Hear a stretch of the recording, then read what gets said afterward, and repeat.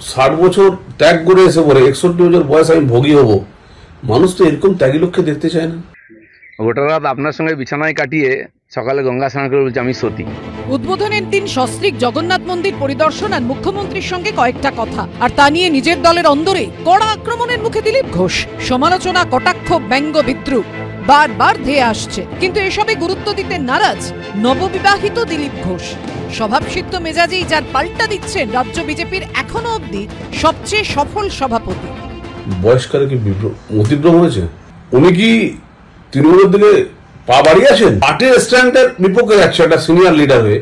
ওনার অ্যাটিটিউডটা তৃণমূলে যাওয়ার দিকে আমরা দেখতে পাচ্ছি। ওকে অনেক লোক বলাচ্ছে, কারণ তার নিজের কোনো বুদ্ধি নাই। তো তার বউ বলেছে, আমি বলিনি।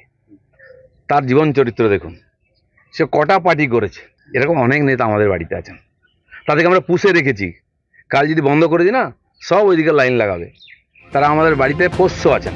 দিলীপ ঘোষকে আক্রমণ করেছেন একদা তৃণমূল বিধায়ক, বর্তমানে বিজেপির হেভিওয়েট নেতা অর্জুন সিং।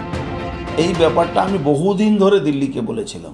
বিজেপি যারা নেতৃত্বকে, আমাদের সিনিয়র নেতৃত্বকে বহুদিন বলেছিলাম যে এই লোকের উপরে আপনারা বিশ্বাস করছেন, যে লোকটা দিলীপ ঘোষের উপরে বিশ্বাস করছেন, এই দিলীপ ঘোষ সরাসরি মমতা ব্যানার্জির সঙ্গে যোগাযোগ রেখে ইনি চলেন।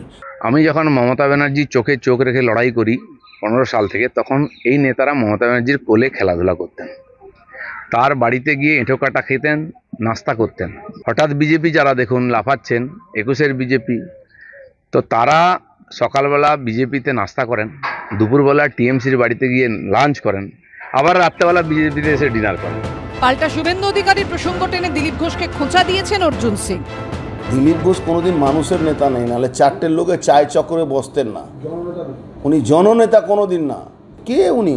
উনি একটা মিটিং ডাকুন তো, দিলীপ ঘোষ নাম করে, কটা লোক ওনার মিটিং শুনতে যাচ্ছে। দিলীপ ঘোষের জগন্নাথ দর্শন নিয়ে এখন বিজেপির অন্দরেই ধুন্ধুমার। রঞ্জিত হালদার, সত্যজিৎ বৈদ্য, সমীরণ পালের রিপোর্ট, এবিপি আনন্দ।